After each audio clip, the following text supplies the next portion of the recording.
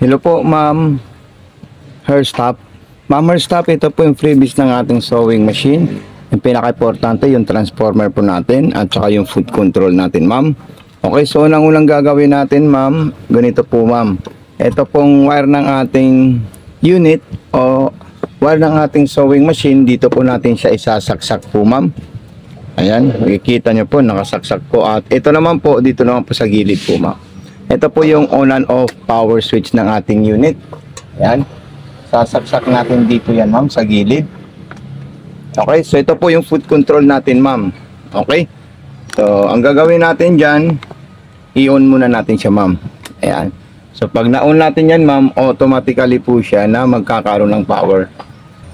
So, ma'am, Hairstop, ito po na po yung ating unit. At ito pong freebies natin, yun po yung ilalagay natin, yung kulay white, doon sa itaas. Dito po siya, ma'am. Mayroon po tayong lagayan dito sa likod. Ayan. Nakikita niyo po siya, ma'am. Ayan po yung lagayan natin ng sinulid. At ilalagay natin yan, ma'am, dito. Pagkatapos, ilalak natin siya. Okay. Then, tatanggalin muna natin yung mga sinulid natin dito. Ayan. Yung mga ginawa kanina sa live, yan po yung tatanggalin natin, ma'am. Okay. Tapos, maglalagay na po tayo ng sinulid. Mula sa itaas, papunta po sa may karayom. Yun po yung pinaka-importante po, ma'am. Hihilain natin ito, ma'am. Itong sinulid natin, ayan. Ito po yung ulo niya. Tapos, papanorin nyo lang po siya, ma'am. So, ito po, ma'am, yung sinulid natin, ma'am. Ayan, step 1. Hindi ko na po tatanggalin yan. Step 2. Dire-diretso natin dito yan, ma'am. Okay. Tapos, kailangan pumasok dito, ma'am. Iipitin natin dito. Yung hook, iikutin natin ito, ma'am. Ayan. So, sasabit natin ganyan. Tapos, dire-diretso na po dito, ma'am. At saka dito. Okay, so ang tamang pagpasok ng karayom, sinulid sa karayom, diretso po siya, papunta po, ma'am, sa likod. So, ayan po siya, ma'am. Ipapasok ko na po sa butas ng karayom yung mismong sinulid natin. Okay? So, ganito po, ma'am, yung tamang pagpasok ng sinulid sa butas ng karayom. Ayan. Didiretso natin ng ganyan.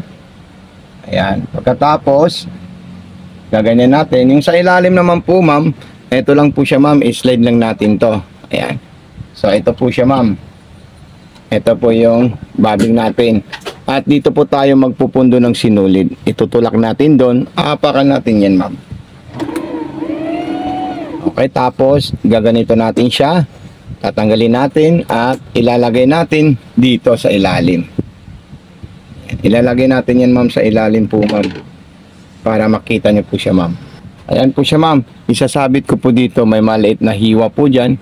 Indicator po yan ng sinulid. Papunta na po sa bandang kaliwa. Ayan. So, ayan po silang sinulid sa ilalim, sinulid sa may karayom. Tapos, ang gagawin natin next dyan, iikutin natin yung hand wheel.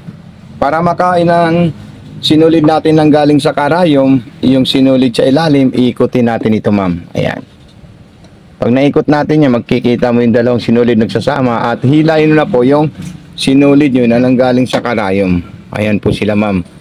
Okay, tapos ipapasok natin yan sa likod para po mahatak niya yung sinulid na dalawa at magsama po sila, ma'am. So, ma'am, ito na po siya, ma'am. Ayan. So, depende po na sa iyo, ma'am, kung anong design ang ipapagawa mo. Let's say gusto nyo po ng straight line, ilalagay nyo lang po sa straight line yung distance. Ayan. Pag mga kapal at saka maong, number 4 ang distance natin. Ayan.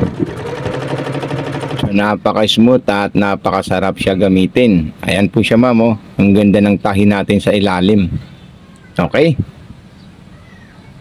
So, mamaya na po siya, ma'am. Makikita nyo po yung stitches ng ating sewing machine na napakaganda. Ito naman po yung reverse. Kung gusto nyo po ng atras, ayan po siya. Ayan, napaka-solid po yan. Okay. Tapos, gaganito na lang po siya. Ayan.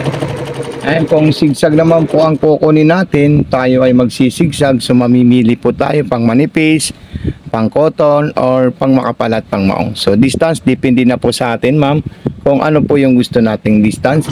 At ipapagawa na distansya sa ating unit po, ma'am. At kung gaano kalapad yung sigsag na gugustuhin natin.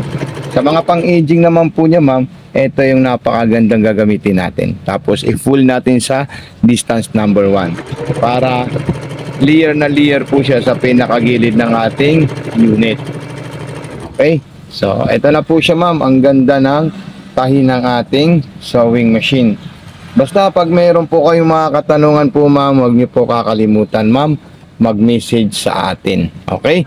Kasi mayroon po akong papel na ilalagay po dito para po ma-cure nyo po na doon nyo po ako makukontak, ma'am, sa papel na po yun, ma'am. Nakasulat na po doon, ma'am, yung Facebook page natin, ma'am. Okay? So maraming salamat kay Ma'am Hairstop. Thank you so much. God bless and more power po. Ilalagay na natin yan lahat po, ma'am, yung pa-freebies natin, ma'am. At pakikintabi natin yan. Lilinisin natin yan ng todo-todo. So thank you so much. God bless and more power po, Ma'am Hairstop.